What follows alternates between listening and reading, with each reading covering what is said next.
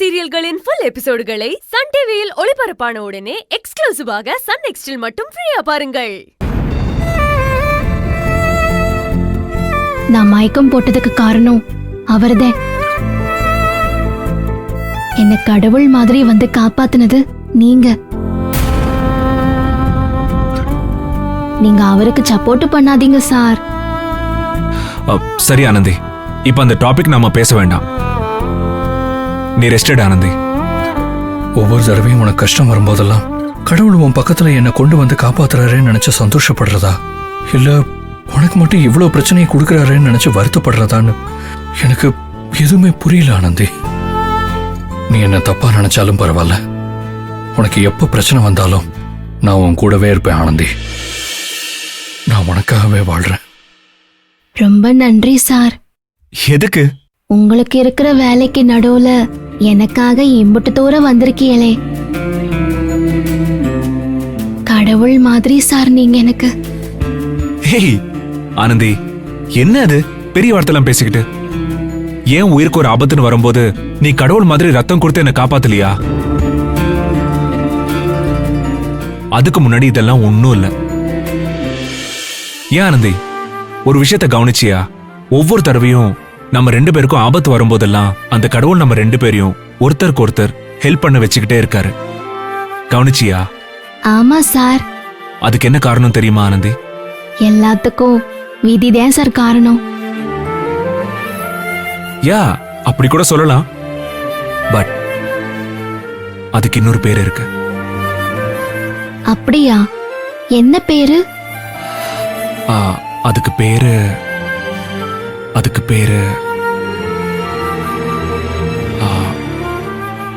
Sir, பேசுனது போதும் sir.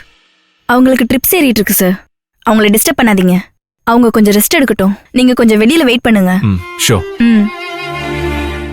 சரி ஆனந்தி, நீ ரெஸ்ட் எடு, நாம அப்புறம் பேசலாம். சரிங்க சார். நான் வெளியே வெயிட் பண்றேன்.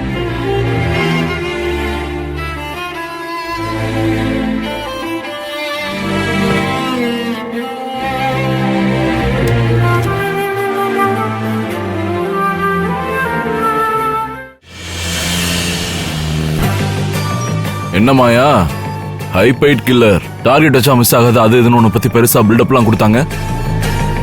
ஆனா ஒரு பொண்ணை கொல்ல உன்னால முடியல. போன வேலையை விட்டுட்டு நீ பொம்பளை கிட்ட போட்டு சுத்திட்டு இருந்திருக்க. உன்னை கொலை பண்ண அனுப்பணுமா இல்ல ஃபேன்சி ட்ரெஸ் காம்படிஷனுக்கு அனுப்பணுமா? ஒருவேளை நீ திருமூர்த்தி, மைண்ட் யுவர் வேர்ட்ஸ்.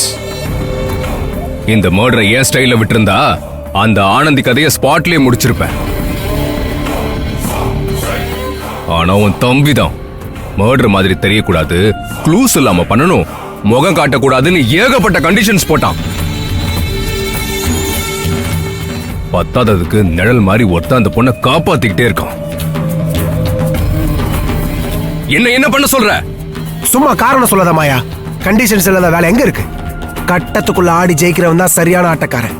காரணம் சொல்றவன் இல்ல. சொல்லிட்டல, அந்த பொண்ணையும் அவ உயிரை காப்பாத்த போராடுறவனையும் சீக்கிரமே முடிச்சிட்டு வரேன். வந்து பேசிக்கிறேன். மாயா வேணாம். இப்போதைக்கு அந்த அன்பு உன்னை தெளிவா பார்த்திருக்கான். இப்ப நீ ஏதாவது செய்ய போய் நீ மாட்டினா நாங்க எல்லாரும் மாட்டுவோம். இனிமே உன்னால எங்களுக்கு எந்த யூஸும் இல்ல. நீ இதுல தலையிடாத. அப்படியெல்லாம் விட்டு போக முடியாது. இது என் ப்ரொஃபஷனுக்கே அசிங்கம். நீங்க தடுத்தாலும் அவங்க ரெண்டு பேரையும் நான் விட மாட்டேன். அதையும் மீறி நீங்க குறுக்க வந்தீங்க, உங்களையும் சும்மா விட மாட்டேன். ஏய் மாயா. அரவிந்த், அவனை விடு போட்டோம். டேய், டீலர்ஸ் எல்லாம் போன் பண்ண ஆரம்பிச்சிட்டாங்க. அவங்களுக்கு நாம சொல்லியிருந்த டைமும் முடிஞ்சு போச்சு. சிங்கப்பூர்ல இருந்து ஹெரால்டு கால் பண்ணி அட்வான்ஸ் வாங்கிட்டு இன்னும் டெலிவரி கொடுக்கல, உன்னை கொன்று வேணும் மிரட்டுற அரவிந்த். அண்ணே, மித்ராவுக்கும் எனக்கும் என்கேஜ்மெண்ட் வரைக்கும் கொண்டு போயிருக்கேன். இதுல அந்த ஆனந்தியால எந்த பிரச்சனையும் வந்துடக்கூடாதுன்னு தான் அந்த ராஸ்கலுக்கு அசைன்மெண்ட் கொடுத்தேன். ஆனா அவன் சொதப்பிட்டு வந்து நிக்கிறானே. அரவிந்த், நெட்வொர்க்கை சரி பண்ற வழியை யோசிக்கணும் அரவிந்த். இல்ல நம்ம மொத்தமா காணாம போயிருவோம். அந்த ஹெரால்டுக்கு சேர வேண்டிய கன்சைன்மெண்ட்டை எப்படியாவது நம்ம அனுப்பணும். அதுக்கு என்ன பண்ணலாம்னு சொல்லு. இனிமே யோசிச்சு எந்த யூஸும் இல்ல. நானே இறங்குறேன்.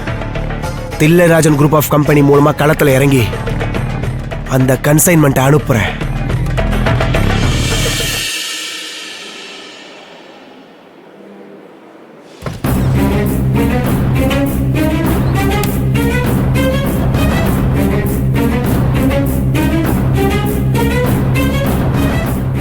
அன்பு, வாங்க மேடம். ஆனந்தி எப்படி இருக்கா? அவளுக்கு ஒண்ணும் இல்லைல்ல? நீங்க பயப்படுற மாதிரி ஆனந்திக்கு ஒண்ணும் இல்ல மேடம். அவன் நல்லா தான் இருக்கா. டாக்டர் என்ன சொன்னாங்க? இல்ல மேடம், இது ஏதோ லேடி சம்பந்தப்பட்ட விஷயம். நான் தான் ஒரு லேடி கிட்டே பேசிக்கிறேன்னு சொல்லிட்டாங்க. அதான் நான் உங்களை வர சொன்னேன். டாக்டர் எங்க இருக்காங்க இப்போ? உள்ளதான் இருக்காங்க. ஓகே.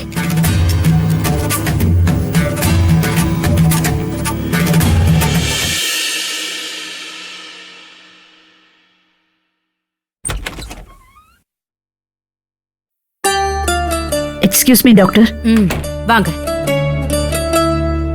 மேடம், இங்க சொல்லுங்க. ஆனந்தின்னு ஒரு பேஷண்ட் அட்மிட் ஆயிருக்கா. மயக்கம் போட்டு விழுந்ததா? உட்காருங்க.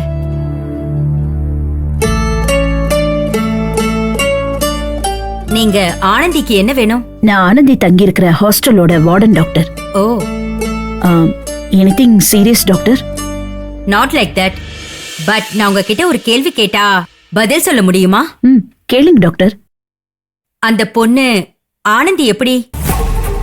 எப்படின்னா புரியல டாக்டர். இல்ல இந்த லவ் டேட்டிங் அது இதுன்னு பசங்களோட வெளியே சுத்துற பழக்கம் இருக்கா? சேச்சே, ஆனந்தி அப்படிப்பட்ட பொண்ணு இல்ல டாக்டர்.